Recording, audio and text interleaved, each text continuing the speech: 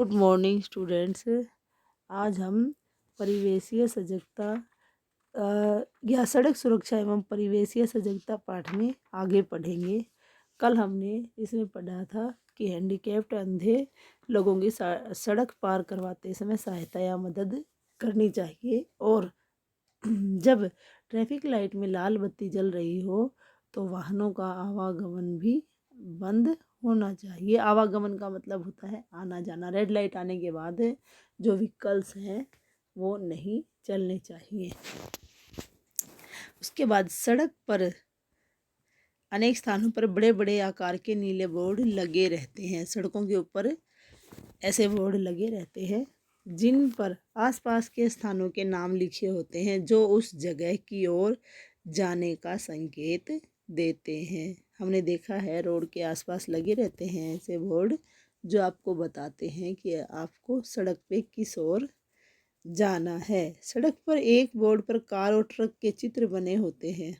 उन चित्रों के सामने 50 और 40 आदि अंक भी लिखे होते हैं जो वाहन की गति को निर्धारित करते हैं। अर्थात वो अंक जो 40 और 50 लिखा हुआ है उसका अर्थ होता है कि आपको गाड़ी 40 और 50 की स्पीड पर ही चलानी है। और अंक जो ये हैं ये स्थान के अनुसार बदल भी जाते हैं। अर्थात जहाँ पर हाईवे होता है, सड़कें अच्छी होती हैं, वहाँ पर ये स्पीड लिमिट जो व्हीकल्स की गति सीमा होती है वो कम ज़्यादा भी हो सकती है।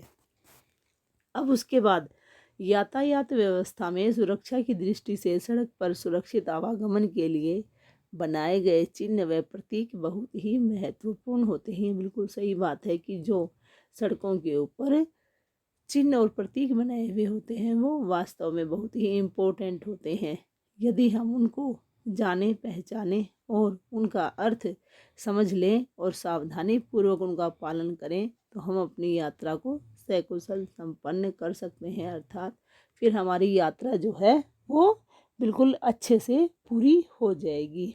सड़क सुरक्षा से संबंधित अधिकांश नियम, जिनको हम ट्रैफिक रूल्स बोलते हैं, संकेतों एवं प्रतीकों के माध्यम से इसलिए प्रकट किए जाते हैं क्योंकि विभिन्न देशों की भाषाएं अलग अलग होती हैं। तो ऐसी दशा में जो वाहन चालक हैं या जो ड्राइवर हैं वो अलग अलग स्थानों से गाड़ी चलाते हुए आगे आते हैं या अपने काम से वो किसी भी स्थान पर गाड़ी चलाते हैं, तो उनको भाषा के माध्यम से उन नियमों को समझने में कठिनाई आती है क्योंकि प्रत्येक राज्य की या ज़िले की वो भाषा नहीं जानते हैं। तो यह भी उनके लिए एक समस्या हो जाती है और उनको रोजी रोटी कमाने के लिए वाहन चालक बनना पड़ता है, तो नियमों का भी पालन करना पड़ेगा।